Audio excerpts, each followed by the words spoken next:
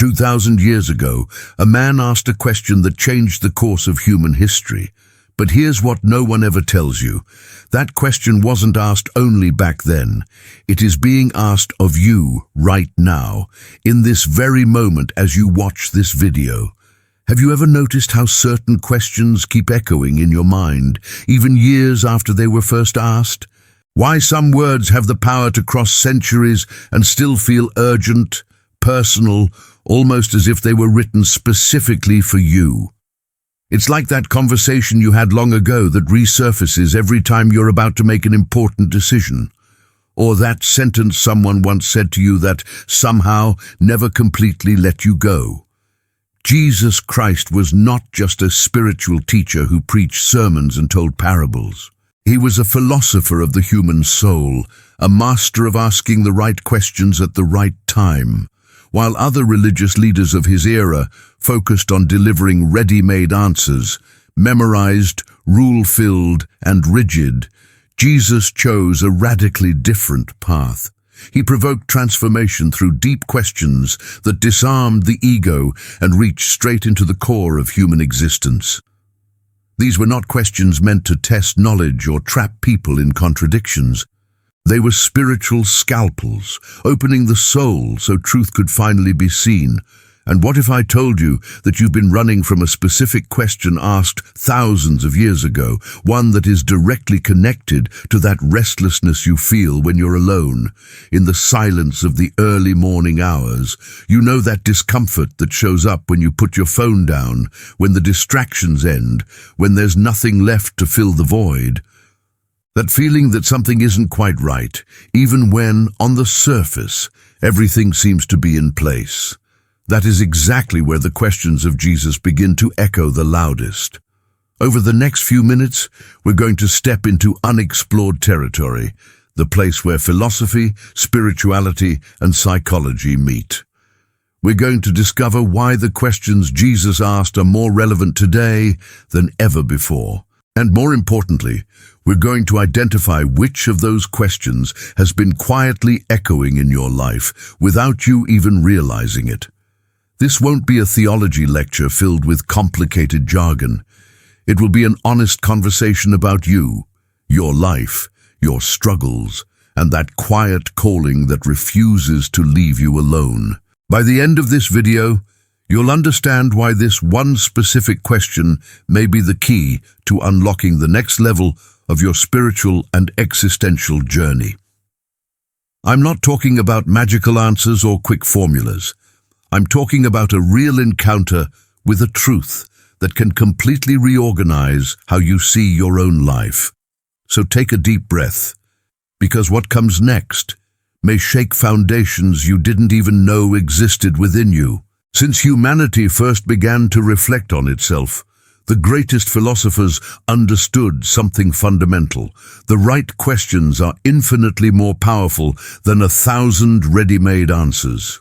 Socrates, in ancient Greece, revolutionized human thought not by lecturing, but by asking questions. He called it meutics, the art of giving birth to ideas through inquiry. Like a midwife helping deliver a child, Socrates helped people give birth to their own truths through well-crafted questions. He believed no one could truly teach you anything. You could only discover what was already inside you, waiting to be revealed. But Jesus Christ operated on a completely different level than the Greek philosophers. While Socrates pursued truth through pure reason, using logic as his primary tool, Jesus spoke simultaneously to the intellect, the emotions, and the spirit. His questions weren't merely logical exercises meant to sharpen thinking. They were invitations to inner transformation that engaged the whole person. When Jesus asked a question, he wasn't just interested in how well you could think. He was interested in whether you were willing to change. The difference is radical. Socrates wanted you to think better. Jesus wanted you to become better. Think about this for a moment. Why do some questions remain relevant 2,000 years later, while others die with the era in which they were asked? The answer lies in what they address. Jesus asked questions that confront the most fundamental dilemmas of human existence, issues that don't change with culture, technology, or time. Who do you say that I am is a question of identity and personal conviction. What good is it to gain the whole world and lose your soul? Challenges our definitions of success and fulfillment. Why are you so afraid? Touches our deepest insecurities. Why do you call me Lord and do not do what I say? Exposes the gap between declared belief and lived reality. These questions are universal because they touch what is most human in us. Here's something that will shift your perspective. Jesus never asked questions to gain information he didn't already have. Think about it. He was God in the flesh. He knew hearts. He read thoughts. So why ask? Because each question was a strategically placed mirror, allowing a person to see their own soul. These were not pass or fail tests. They were mirror questions, forcing self-confrontation. When Jesus asked Peter, "Do you love me?" he didn't need the answer. Peter did. After denying Jesus 3 times, Peter needed to face his own truth. The question was a gift, not an accusation. There's a phenomenon I call spiritual resonance, and you've probably experienced it without ever naming it. You read a sentence, hear a question, watch something, and it just sticks with you. No matter how hard you try to distract yourself, it keeps echoing, returning, nudging you. That happens because certain questions touch unhealed wounds or unrealized potential within you. When a question of Jesus sticks, it isn't coincidence or luck. It's a divine invitation into transformation. It's as if the spiritual universe is saying, "Pay attention, this matters for your next step." Let me show you how this plays out in real life, with people just like you and me. There's a successful executive I know, MBA from top universities, meteoric career, 6-figure salary before 35. One day, driving his luxury car, he pulled over in the middle of traffic and started crying uncontrollably. The question echoing inside him was, what's the point of all this? He had achieved everything society says is worth chasing, yet inside there was a void no promotion could fill. Or consider the religious person who goes to church every Sunday, attends every event, knows the Bible cover to cover, but on Monday treats people with arrogance, thrives on gossip, and lives as if Jesus doesn't exist. The question haunting them is, why do you call me Lord and not do what I say? And then there's the intellectual skeptic who spent a lifetime mocking religion, constructing rational arguments against faith, yet secretly, during sleepless nights, wonders if there's something more, if their soul is starving while their mind feeds on hollow certainties. These questions of Jesus aren't theological theory. They are spiritual scalpels, operating in real time in the lives of real people. And one of them is operating in you right now, even if you haven't yet identified which one. Recognizing that is the first step towards something far greater than you realize.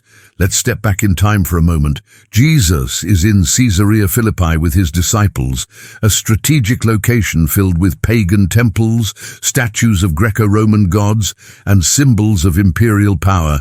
In that charged setting, he first asks a question about public opinion. Who do people say that I am? The disciples answer easily. Some say John the Baptist, others Elijah, others one of the prophets. Then Jesus changes everything. He looks directly at them and asks, "But who do you say that I am?" Do you see the difference? This is no longer about what others think.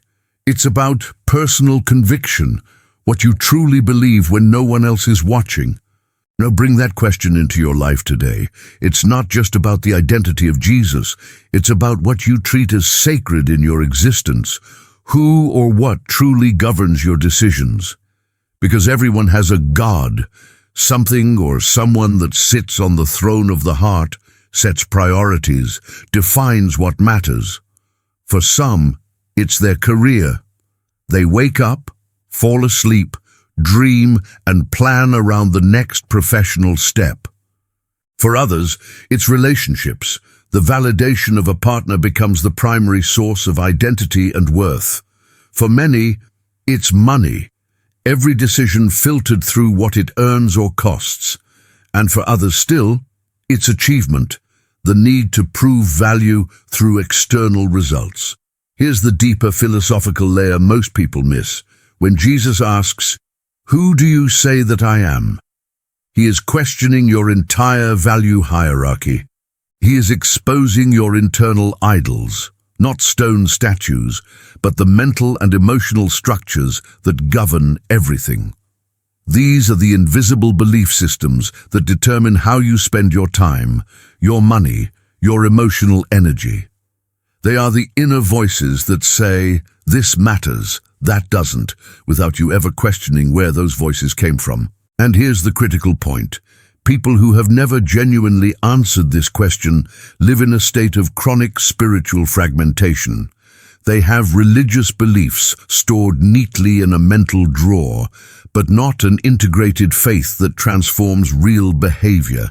It's like having an instruction manual for a meaningful life, yet continuing to live on autopilot.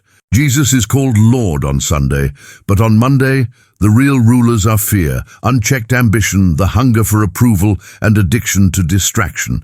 The question keeps echoing, who am I really to you? Not in your theology, but in your actual life. What good is it for someone to gain the whole world, yet forfeit their soul? This may be the most uncomfortable question for our generation. We live in the age of maximum optimization, hustle culture, relentless entrepreneurship, productivity elevated to a moral virtue. You're bombarded daily with messages telling you to do more, be more, have more. Wake up at 5 a.m., optimized morning routine, educational podcasts during workouts, hyper-productive workdays, strategic networking, side hustles at night. It's the religion of more is more.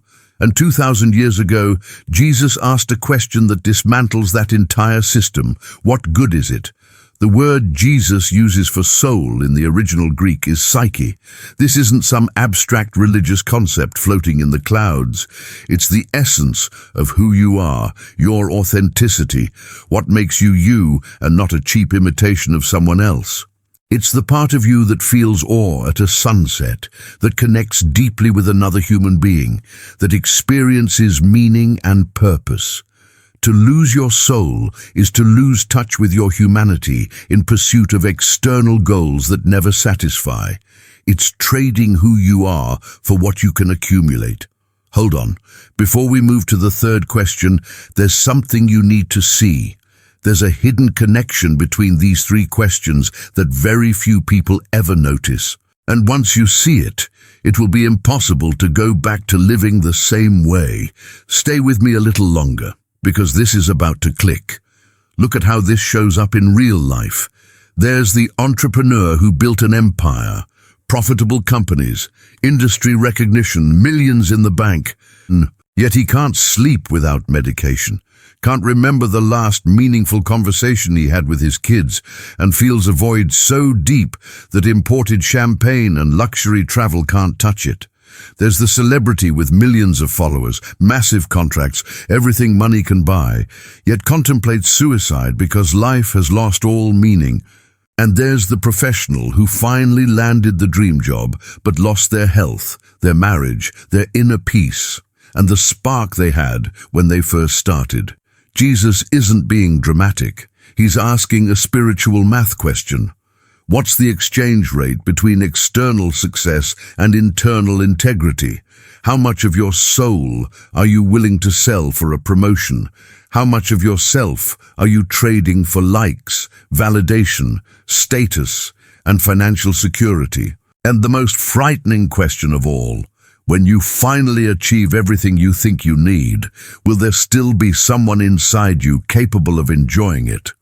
Or will you discover that you've lost the ability to feel real joy, to connect genuinely, to live life instead of merely performing it? Why do you call me Lord and do not do what I say? This may be the most uncomfortable question of all, because it exposes the unintentional hypocrisy most of us carry. I'm not talking about conscious hypocrites who deliberately pretend to be something they're not. I'm talking about the unconscious gap between what you think you believe and how you actually live. The chasm between declared belief and lived reality.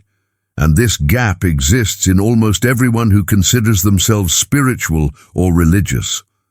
Lord is not an empty title or polite form of address. In Jesus' context, it meant absolute authority, someone whose word is law, whose instructions are not negotiable suggestions. So when you call Jesus Lord, whether singing in church, praying before bed, or putting Bible verses in your Instagram bio, you are, in theory, declaring his ultimate authority over your life. Then Jesus asks the question that unmasks everything. Why do you call me Lord and not do what I say? Philosophically, Jesus is challenging the concept of integrity, and that word matters. Integrity comes from the Latin integer, meaning whole, complete, undivided. A person of integrity is someone whose beliefs, words, and actions are aligned into a coherent whole. Most people, however, live fragmented lives. They believe in love but harbor resentment. They preach forgiveness but nurse silent revenge. They talk about faith but live in paralyzing chronic anxiety. They declare noble values but act from primitive fears. Modern psychology calls this cognitive dissonance. The mental discomfort you feel when your actions contradict your beliefs. You see yourself as generous, yet rarely help anyone in tangible ways. You claim family is your priority, yet spend more time scrolling than talking to the people you live with. You say Jesus is the center of your life, but when you examine your calendar, your bank statements, and your thought patterns, there's no evidence of it. And so that subtle guilt creeps in, the unease you try to drown out with endless distractions. Jesus identified this phenomenon 2,000 years before Leon Festinger named it, but he didn't do it as an academic exercise. He did it as an urgent invitation to integrity, because living divided between what you profess and how you act is a slow death of the soul. It's like trying to walk in two directions at once. You exhaust yourself and go nowhere. The practical application is radical and uncomfortable. This isn't about following religious rules or performing moral behaviors to impress others. It's about deep coherence. If you truly believe in the love Jesus taught, why do you cling to resentment and collect grudges like trophies? If you genuinely believe in forgiveness, why do you entertain fantasies of revenge against those who hurt you? If your faith says God cares for you, why do you live in chronic anxiety, as if everything depends solely on your control? If you preach humility, why is your conversation always about self-promotion and proving your worth? Jesus' question isn't an accusation meant to crush you with guilt. It's a mirror, showing you where internal division is blocking you from truly living. Because where there is integrity, where belief, speech, and action align, there is power, there is peace, there is freedom. But as long as you call Jesus Lord without actually letting him reign, you remain trapped in a cycle of spiritual frustration that no amount of religious activity can fix. Now that we've explored these three foundational questions, it's time for the moment of truth. Which one is echoing in you right now? Because understanding intellectually what Jesus asked 2,000 years ago means nothing if you don't recognize which question is being asked of you today, right now, in the middle of your real life with all its challenges, doubts, and contradictions. Let me help you make an honest, spiritual, existential diagnosis. If you're in a season of searching for meaning and identity, if you wake up asking, who am I really, beyond the roles you play? If you feel you're living the life others expected instead of the life you were called to live, if you look in the mirror and barely recognize the person you've become, then the first question is yours. Who do you say that I am? is echoing because you need to redefine what is sacred, what truly rules your heart, and rebuild your life from that center. But if you've achieved a lot externally, a solid career, financial stability, recognition, success by the world's standards, yet feel an inexplicable inner emptiness, as if you're winning all the wrong battles, if every achievement brings satisfaction that lasts only a few days before the void returns, if you look at everything you have and secretly think, is this all there is? Then the second question is calling you. What good is it to gain the world and lose your soul? Resonates because there is a dangerous imbalance between your outer life and your inner life, and something inside you is slowly dying while you accumulate hollow victories.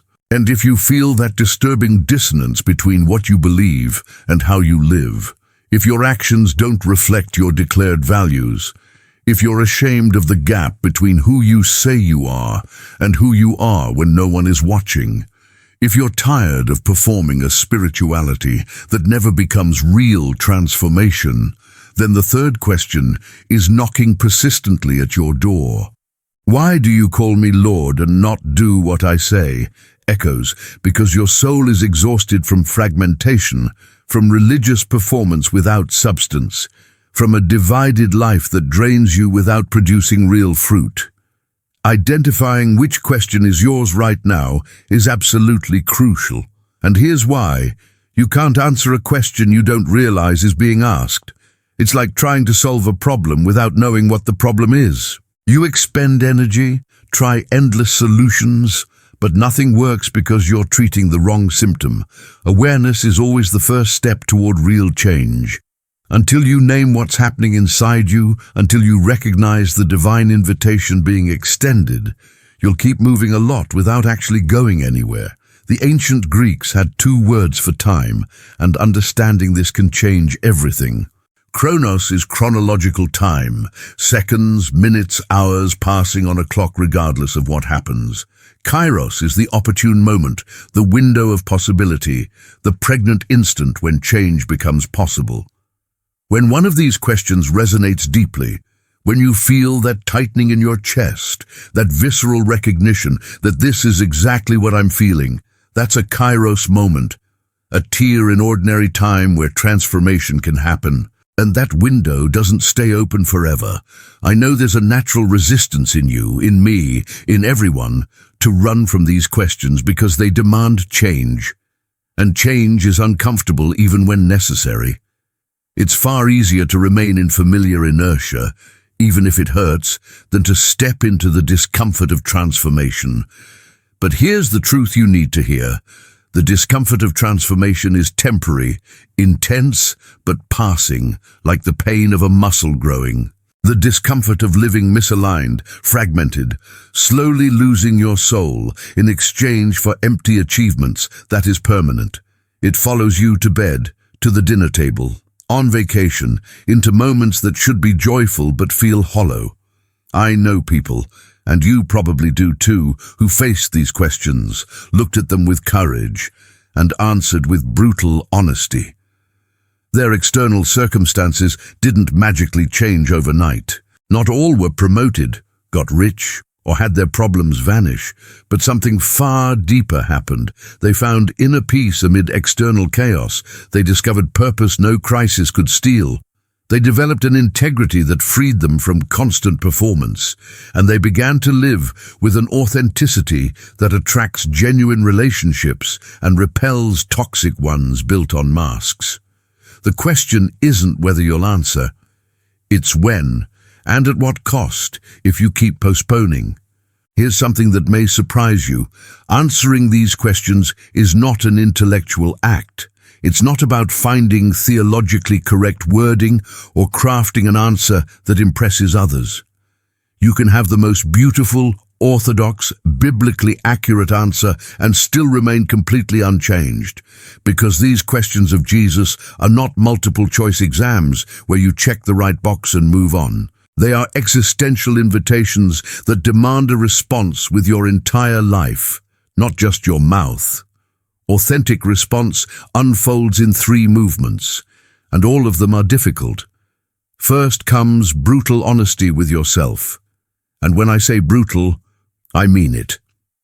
You must admit where you actually are, not where you wish you were or pretend to be on social media. It's looking in the mirror without filters, without strategic angles or flattering light, and saying, "This is it. This is me." With all the contradictions, the fragmentation, the fear disguised as spirituality, the ambition masquerading as purpose. Until you stop lying to yourself about your starting point, no real journey can begin.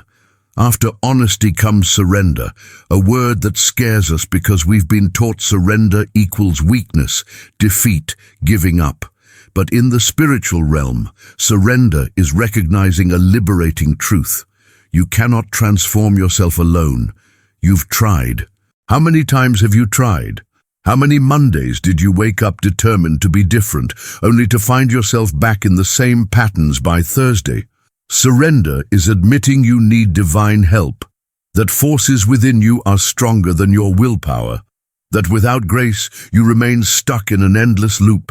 Then comes commitment, concrete decisions that align your life with your answers. Not vague promises like, "I'll try to be better" or "things will change," but specific, practical, sometimes radical choices, reorganizing your schedule for real, changing how you use your money in tangible ways, leaving relationships that feed the false version of you, entering hard conversations you've been avoiding, building real structures that support the person you claim you want to become. Let me show you how this looks with each question. If you're truly answering, "Jesus is the Lord of my life," not as a slogan but as reality, that means reorganizing priorities in ways visible on your calendar. It means prayer isn't what's left over after everything else, but something protected like an important meeting. It means your finances reflect the kingdom, radical generosity, not spiritual tips. It means choosing relationships based on who draws you closer to Christ, not who feeds your ego. If you're answering, "My soul is worth more than external success," that requires completely recalibrating your definition of success. It may mean turning down a promotion that doubles your salary but destroys your marriage. It may mean leaving a lucrative but toxic job for something that pays less but lets you sleep in peace. It may mean setting firm boundaries around work hours, even if people label you less committed to what doesn't last.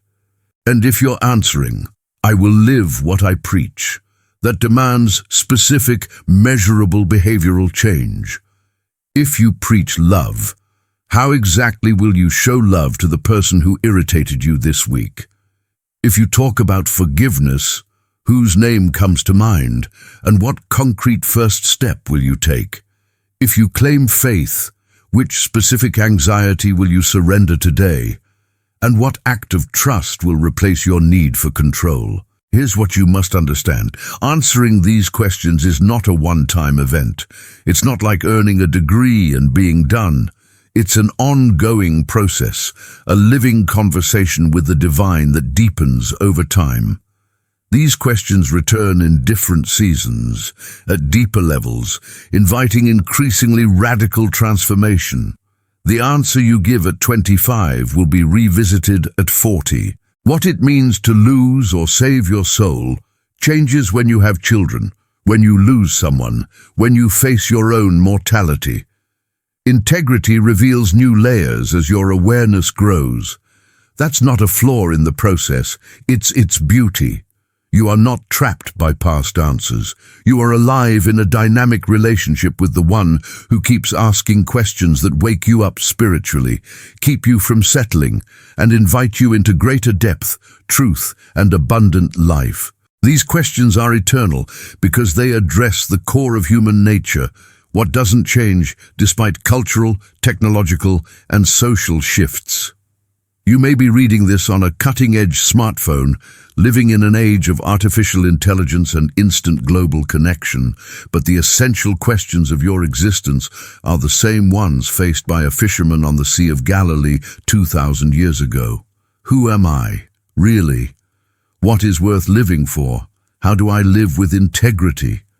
Technology changes, cultures evolve, but the human heart beats with the same longings, fears, and questions.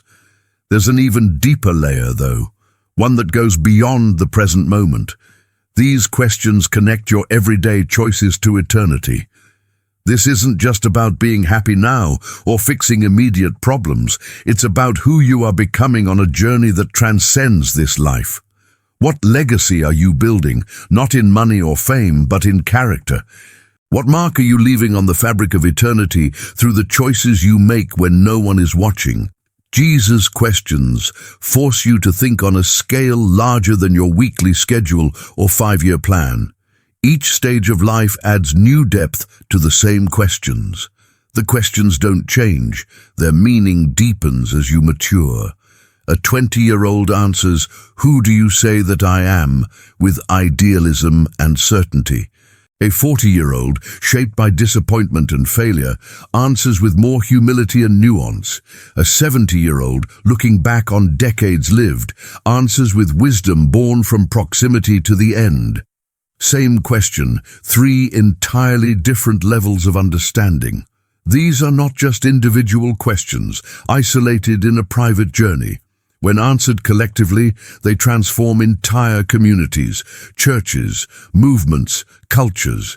Imagine a community where every person truly answers, "Who do you say that I am?" with their life. The impact would be revolutionary.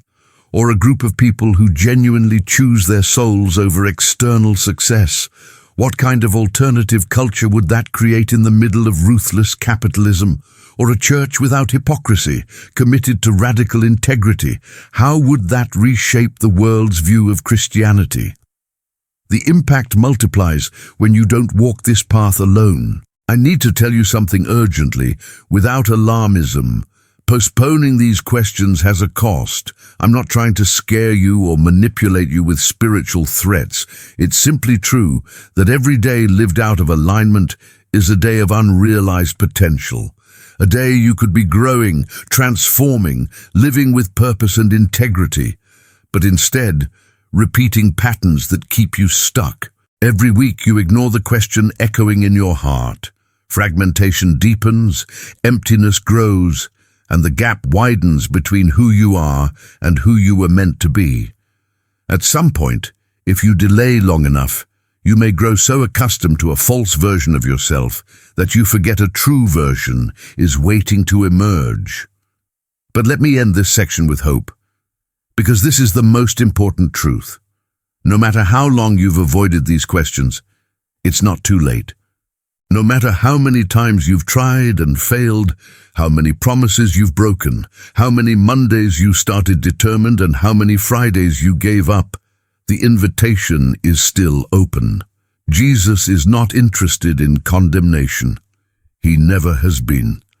Every question he asks is an invitation to restoration, transformation, and the abundant life you were created to live. He isn't asking to paralyze you with guilt, but to offer freedom you won't find anywhere else. The door is open. The question is still echoing, and you can answer today, right now, regardless of everything that came before. Before we close, I need to ask you one question you cannot leave unanswered. How you respond, not in the comments, but in the silence of your heart, will determine what happens next in your journey. This is a decisive moment, one of those turning points you only recognize years later in hindsight. So tell me, which question is Jesus asking you today, not yesterday, not tomorrow, right now? Which one made your heart tighten as you watched this video? Which one disturbed you in a way you can't simply ignore and move on from? Was it, "Who do you say that I am?" revealing that you've been living by priorities that aren't truly yours? Was it, "What good is it to gain the world and lose your soul?" exposing the emptiness of your achievements? Or was it, "Why do you call me Lord and not do what I say?" uncovering the painful gap between your declared faith and your lived reality. I want you to do something now, and I know it may feel strange, but trust me. Pause this video, take a deep breath, and let that question sink in. No rush, no performance, no trying to find the right answer you think you should give. Just raw honesty before God, before yourself. Which question is echoing in your life? You know, deep down, you know exactly which one it is. Now that you've identified your question, let me give you practical next steps, because I don't want to leave you merely inspired, but equipped. Inspiration without action becomes emotional entertainment that fades in hours. So here's what to do. Set aside at least 10 minutes a day for the next 7 days to meditate on this specific question. Not to find quick answers, but to let it work on you, to stir deeper layers, reveal things you didn't even know were there. Write in a journal. It doesn't need to be polished or organized, just honest. What is this question revealing about me? Where am I avoiding truth? What am I afraid to change? Another step. Is there someone in your life you truly trust? Someone who won't judge you, but also won't let you keep deceiving yourself? Talk to them about which question touched you and why. Vulnerability in community is where real transformation happens. When you drop your mask before another human being and say, "I'm struggling with this," something powerful is set in motion. You step out of isolation and into the light, where healing becomes possible. And if you've identified the need for concrete change, and you probably have, don't wait until you feel ready or have all the answers. Take the first step, even if it's small. If your question is about integrity, what specific area will you align this week? If it's about priorities, what one concrete thing will you reorganize in your schedule?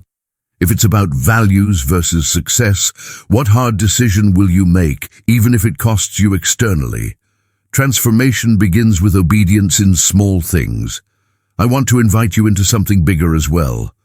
Don't keep this to yourself. In the comments below, without performance or masks, share which question resonated most with you.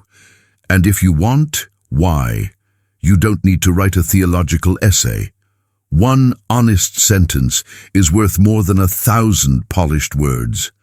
When you publicly declare, even anonymously online, "This is my struggle, this is my question," you create a point of commitment, and you'll discover you're not alone. Hundreds, maybe thousands of people watching this right now are wrestling with the exact same thing. Let's build a community of people on a journey, not an audience of passive spectators. Let me reaffirm the central message of this entire video.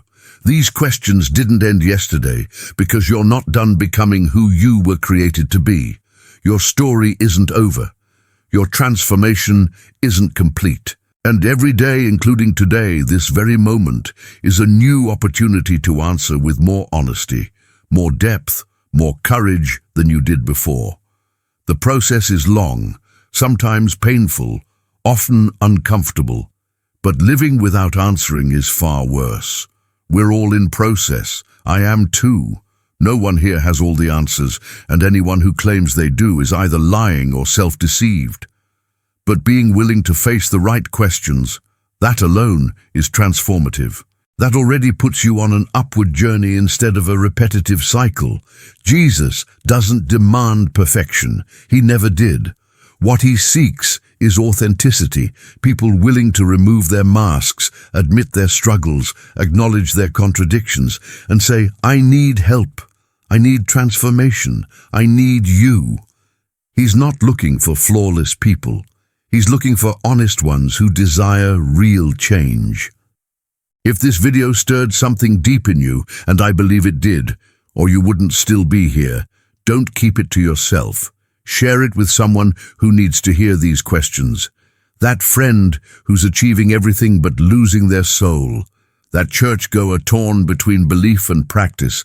That family member searching for meaning without knowing where to start. Subscribe to the channel so we can continue this journey together.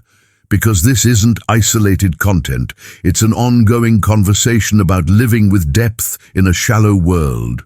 And above all, please don't leave this question unanswered.